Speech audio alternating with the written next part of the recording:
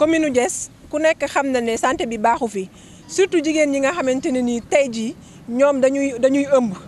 amuñu fu ñuy defee échographie bu normal pour ñu am suivi boo xamante ne nii suñuy am doom du ñu am yenn problème yi. ñu ñëw ci éducation bi. bu ngeen demee fii ci ginnaaw rek école Sacré-Cœur 3 bii xale yi ci ay mool la ñuy toog pour jàng ñu ñëw ci li nga xamante ne mooy foncier bi Diass moom ñun dañu foog ne ñi fi toog dañu fi toog rek pour jël suñu suuf yëpp. après dem seen yoon suuf saa ngi nii genn wàll gi jox nañ ko gouvernement bi genn wàll bi jaay nañ ko ay promoteur jeunesse bi fi nekk amul kenn ko am terrain ci ñun suñu yaay yi nga xam ne ñu ngi fële ca Banous dañ fay yendu suba ba ngoon benn siwo bu 20 litres boo ko feesalee ñu fay la 200 francs ñenn ñaa ngi nii ci garage bi daw nañoo daw bay bëgg a dee amuñu marché bu ñuy nduggee. ñu ngi interpellé monsieur le président de la république monsieur Macky Sall mu wax ci li nga xamante ne nii moo nekk Diass parce que sonn nañu jeunesse bi amuñu liggéey te nee nañu usine yëpp a ngi